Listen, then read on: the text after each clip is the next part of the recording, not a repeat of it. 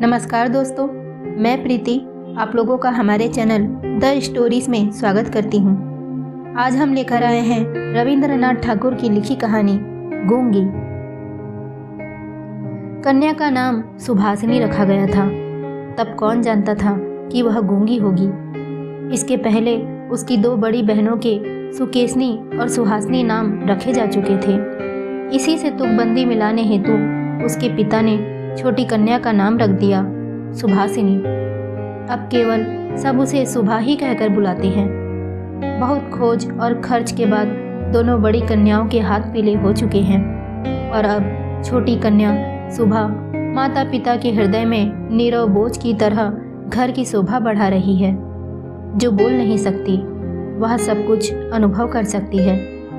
यह बात सबकी समझ में नहीं आती और इसी से सुभा के सामने ही सब उसके भविष्य के बारे में तरह तरह की चिंता फिक्र की बातें किया करते हैं। किंतु स्वयं सुभा इस बात को बचपन से ही समझ चुकी है कि उसने विधाता के श्राप से वशीभूत होकर ही इस घर में जन्म लिया है।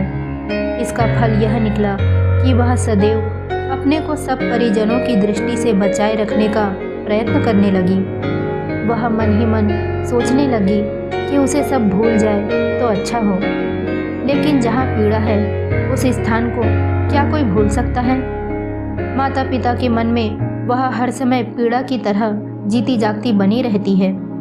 विशेषकर उसकी माता उसे अपनी ही किसी गलती के रूप में देखती है, क्योंकि प्रत्येक माता पुत्र की अपेक्षा पुत्री को कहीं अधिक अपने अंश के रूप में देखती है और पुत्री में किसी प्रकार की कमी होने पर उसे अपने लिए मानो विशेष रूप से लज्जाजनक बातें समझती हो।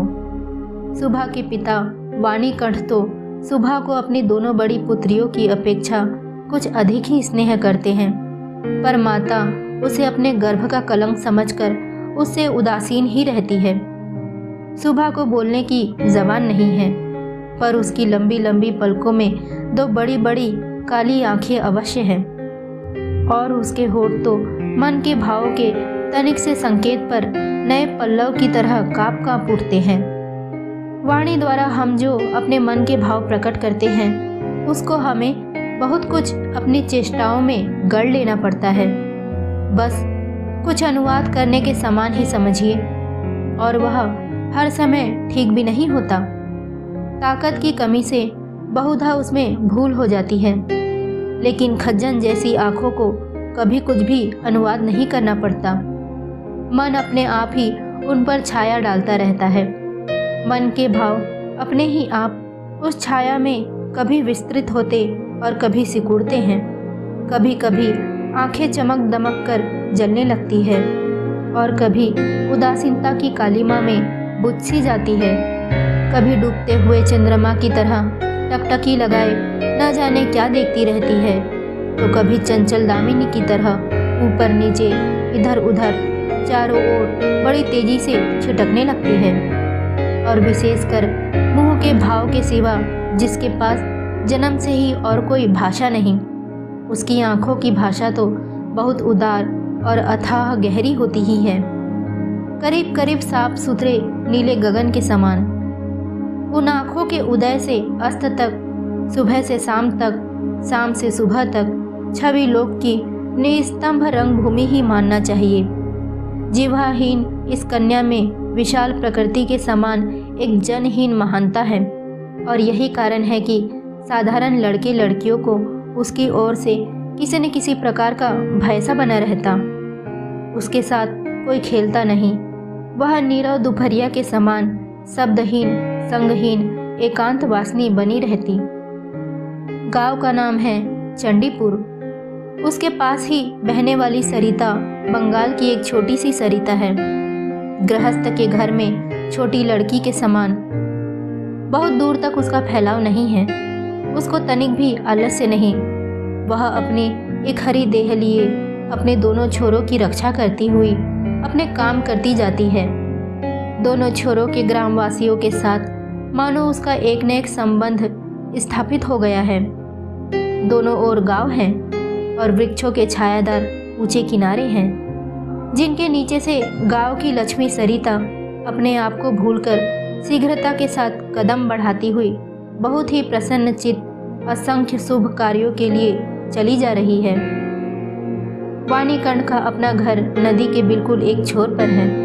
उसका खपचियों का बेड़ा, ऊंचा छप्पर, गाय घर, घूस का ढेर, आम, कटहल, केलों का बगीचा हर एक नावी की दृष्टि अपनी ओर आकर्षित करता है।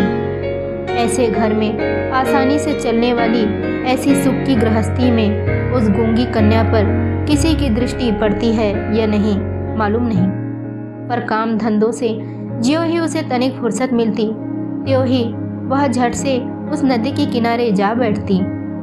प्रकृति अपने पास में बैठाकर उसकी सारी कमी को पूर्ण कर देती। नदी की स्वर ध्वनि, मनुष्यों का शोर, नाविकों की सुमधुर गान, चिड़ियों का चहचहाना, पेड़ पौधों की मरमर ध्वनि सब मिलकर चारों ओर के गमनागमन आंदोलन और कंपन के साथ होकर सागर की उत्ताल तरंगों के समान उस बालिका के चीर स्तंभ हृदय उपकूल पास में आकर मानो टूट फूट पड़ती है। प्रकृति के ये अनोखे शब्द और अनोखे गीत, यह भी तो गूंगी की ही भाषा है। बड़ी बड़ी आंखें, उसमें भी बड़ी पलकों वाली सुभाषनी की जो भाषा है, उसी को मानो यह विश्वव्यापी फैलाव है। इसमें झिंगुरों की झिनझिन ध्वनि भी गूंजती हुई कृष्ण भूमि से लेकर शब्दातीत नक्षत्र लोक तक केवल इंगित, संगीत, कंदन और उच्छ्वासें भरी पड़ी है। और दोपहरिया को नाविक और पछुए खाने के लिए अपने अपने घर जाते, गृहस्थ और पक्षी आराम करते। पार उतारने वाली नौका बंद पड़ी रहती। जन समाज अपने सारे काम धंधों के बीच में रुककर सहसा भयानक निर्जन मूर्ति धारण करता। तब रुद्र महाकाल के नीचे एक गूंगी प्रकृति और एक गूंगी कन्या दोनों आमने सामने चुपचाप बैठी रहती, एक दूर तक फैली हुई धूप में और दूसरी एक छोटे से वृक्ष की छाया में। सुभाषनी की कोई सहेली हो ही नहीं, सो ऐसी बात नहीं। गौ घर में दो गायें हैं, एक का नाम है सरस्वती और दूसरी का नाम है पार्वती। ये नाम सुभाषनी के मुंह से उन गायों ने कभी भी नहीं सुने, परंतु वे उसके पैरों की मंथर गति को भलीभांति पहचानती है। सुभाषनी का बिना बातों का एक ऐसा करुण स्वर है जिसका अर्थ वे भाषा की अपेक्षा कहीं अधिक सरलता से समझ जाती है। वह कभी उन पर लाड़ करती, कभी डांटती और कभी प्रार्थना का भाव दर्शाकर उन्हें मनाती, और इन बातों को उसकी सारों और पारों इंसान से कहीं अधिक और भलीभांति समझ जाती है। सुभाषनी गौघर में घुसकर अपनी दोनों बाहों में जब सारों की गर्दन पकड़कर उसके कान के पास अपनी कनपटी रगड़ती है, तब पारो स्नेह की दृष्टि से उसकी ओर निहारती हुई उसके शरीर को चाटने लगती है। सुभाषनी दिन भर के काम में कम से कम 2-3 बार तो नियम से गौघर में जाया करती। इसके सिवा अनियमित आना जाना भी बना रहता। घर में जिस दिन वह कोई सख्त बात सुनती तो उस दिन उसका समय अपनी गूंगी सखियों के पास बीतता। सुभाषनी की सहनशील और विषाद शांत चितवन को देखकर वे जाने कैसी एक अन्य अनुमान शक्ति से उसकी मर्म वेदना को समझ जाती और उसकी देह से सटकर धीरे धीरे उसकी बाहों पर सिंग घिस घिस कर अपनी मौन आकुलता से उसको धैर्य बंधाने का प्रयत्न करती। इसके सिवा एक बकरी और एक बिल्ली का बच्चा भी था। उनके साथ सुभाषनी की गहरी मित्रता तो नहीं थी, फिर भी वे उससे बहुत प्यार रखते, कहने के अनुसार चलते। बिल्ली का बच्चा चाहे दिन हो या रात, जब तक सुभाषनी की गर्म गोद पर बिना किसी संकोच के अपना हक जमा लेता और सुख की नींद सोने की तैयारी करता, सुभाषनी जब तक उसकी गर्दन और पीठ पर कोमल उंगलियां फेरती, तब तो वह ऐसे आंतरिक भाव दर्शाने लगता मानो उसको नींद में खास सहायता मिल रही है। ऊंची श्रेणी के प्राणियों में सुभाषनी को और एक मित्र मिल गया था, किंतु उसके साथ उसका ठीक कैसा संबंध था इसकी पक्की खबर बताना मुश्किल है, क्योंकि उसके बोलने की जिह्वा है और वह गूंगी है। अतः दोनों की भाषा एक नहीं थी। वह था मुसाइयों का छोटा बेटा प्रताप। प्रताप बिल्कुल आलसी और निकम्मा था। उसके माता पिता ने बड़े प्रयत्नों के उपरांत इस बात की आशा तो बिल्कुल छोड़ दी थी कि वह कोई कामकाज करके घर गृहस्थी की कुछ सहायता करेगा। निकम्मों के लिए एक बड़ी सुविधा यह है कि परिजन उन पर बेशक नाराज रहे, पर बाहरी जनों के लिए वे प्रायः स्नेह पात्र होते हैं। कारण किसी विशेष काम में न फंसे रहने से वे सरकारी मिल्कियत से बन जाते हैं। नगरों में जैसे घर के पास में या कुछ दूर पर एक आध सरकारी बगीचे का रहना आवश्यक है, वैसे ही गांव में 2-4 निठल्ले निकम्मे सरकारी इंसानों का रहना आवश्यक है। काम धंधों में, हास परिहास में और जहाँ कहीं भी एक आध की कमी देखी, वही वे चट से हाथ के पास ही मिल जाते हैं। प्रताप की विशेष रुचि एक ही है, वह है मछली पकड़ना। इससे उसका बहुत सा समय आसानी के साथ कट जाता है।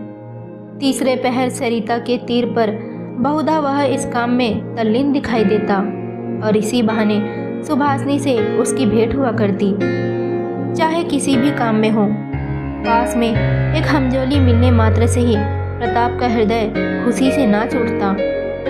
मछली के शिकार में मौन साथी ही सबसे श्रेयकर माना जाता है।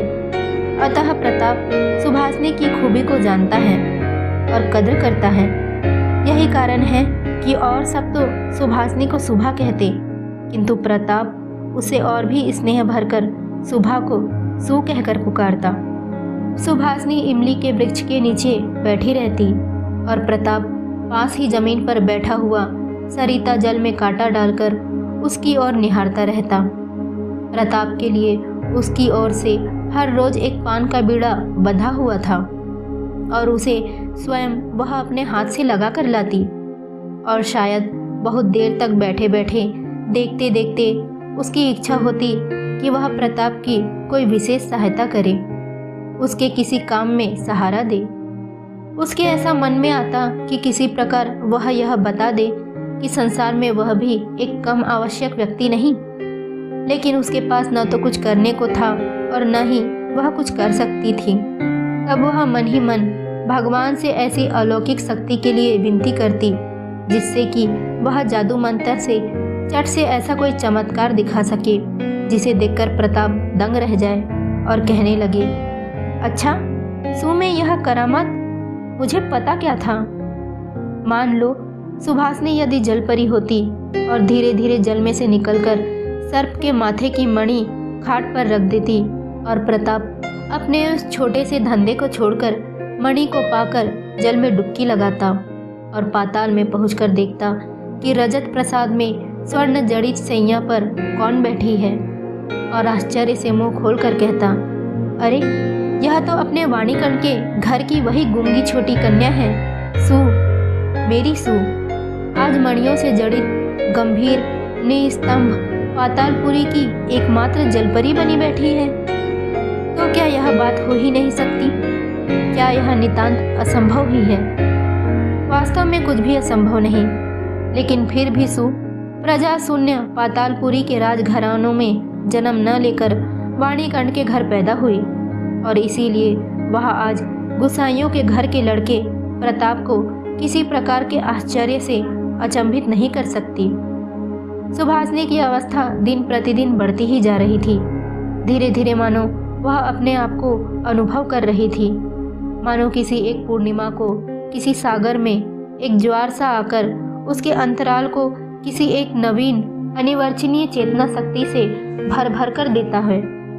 अब मानो वह अपने आप को देख रही है, अपने विषय में कुछ सोच रही है, कुछ पूछ रही है, लेकिन कुछ समझ नहीं पाती। पूर्णिमा की गाढ़ी रात्रि में उसने एक दिन धीरे से कक्ष के झरोखे को खोल कर देखा। डरते डरते मुंह निकालकर बाहर की ओर देखा कि संपूर्ण प्रकृति भी उसके समान सोती हुई दुनिया पर अकेली बैठी हुई जाग रही है।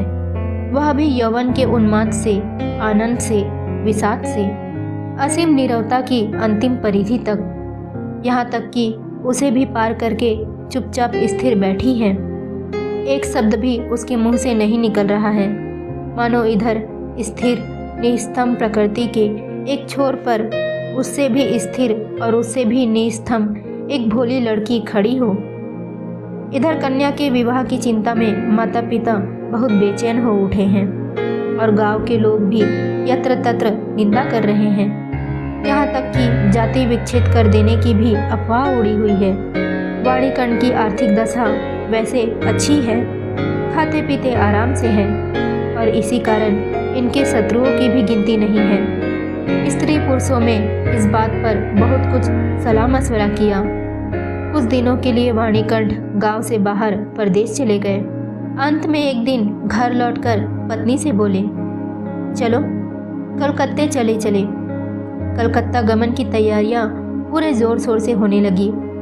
कोहरे से ढके हुए सवेरे के आगमन सुबह का सारा अंतकरण आंसुओं की भाप से ऊपर तक भर आया।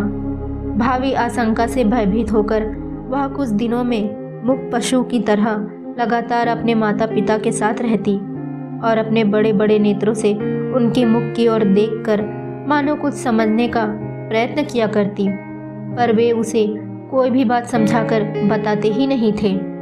इसी बीच एक दिन तीसरे पहर तट के समीप मछली का शिकार करते हुए प्रताप ने हंसते हंसते पूछा, क्यों रे सु, मैंने सुना है कि तेरे लिए वर मिल गया है, तू विवाह करने कलकत्ता जा रही है। देखना कहीं हम लोगों को भूल मत जाना। इतना कहकर वह जल की ओर निहारने लगा। तीर से घायल हिरनी जैसे शिकारी की ओर ताकती और आंखों ही आंखों में वेदना प्रकट करती हुई कहती रहती है, मैंने तुम्हारा क्या बिगाड़ा था। सुबह ने लगभग वैसे ही प्रताप की ओर देखा। उस दिन वह वृक्ष के नीचे नहीं बैठी। वाणीकंठ जब बिस्तर से उठकर धूम्रपान कर रहे थे, सुबह उनके चरणों के पास बैठकर उनके मुख की ओर देखती हुई रोने लगी। अंत में बेटी को ठाठस और सांत्वना देते हुए पिता के सूखे हुए कपोलों पर अश्रु की 2 बूंदें ढुलक पड़ी। कल कलकत्ता जाने का शुभ मुहूर्त है। सुबह ग्वाल घर में अपनी चीर संगिनियों से विदा लेने के लिए गई। उन्हें अपने हाथ से खिलाकर गले में बाहर डालकर वह अपनी दोनों आंखों से खूब जी भर के उनसे बातें करने लगी। उसके दोनों नेत्र अश्रुओं के बांध को रोक न सके। उस दिन शुक्ल द्वादशी की रात थी। सुबह अपनी कोठरी में से निकलकर उसी जाने पहचाने सरिता तट के कच्चे घाट के पास घास पर औंधी लेट गई, मानो वह अपनी और अपनी गूंगी जाति की पृथ्वी माता से अपनी दोनों बाह से लिपट कर कहना चाहती हो, तू मुझे कहीं के लिए मत विदा कर माँ, मेरे समान तू मुझे अपनी बाहों में पकड़े रख, कहीं मत विदा कर। कलकत्ते के एक किराए के मकान में एक दिन सुबह की माता ने उसे वस्त्रों से खूब सजा दिया, कसकर उसका जूड़ा बांध दिया, उसमें जरी का फीता लपेट दिया, आभूषणों से लाद कर उसके स्वाभाविक सौंदर्य को भरसक मिटा दिया। सुबह के दोनों नेत्र आंसुओं से गीले थे। नेत्र कहीं सूख न जाए इस भय से माता ने उसे बहुत समझाया बुझाया और अंत में फटकारा भी, पर अश्रुओं ने फटकार की कोई परवाह न की। उस दिन कई मित्रों के साथ वह कन्या को देखने के लिए आया। कन्या के माता पिता चिंतित, शंकित और भयभीत हो उठे, मानो देवता स्वयं अपनी बलि के लिए पशुओं को देखने आए हो। अंदर से बहुत डांट फटकार बताकर कन्या के अश्रुओं की धारा को और भी तीव्र रूप देकर उसे निरीक्षकों के सम्मुख भेज दिया। निरीक्षकों ने बहुत देर तक देखभाल के उपरांत कहा, ऐसी कोई बुरी भी नहीं है।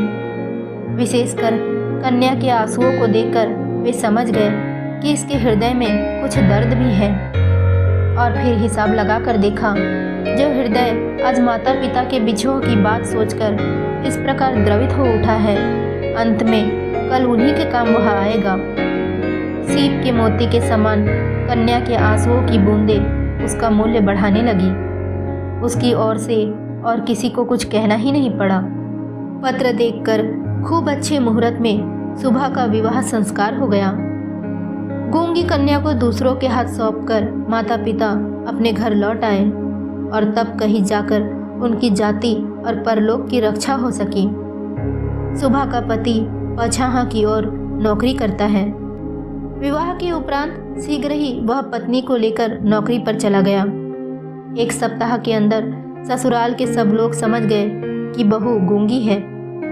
पर इतना किसी ने न समझा कि इसमें उसका अपना कोई दोष नहीं। उसने किसी के साथ विश्वासघात नहीं किया है।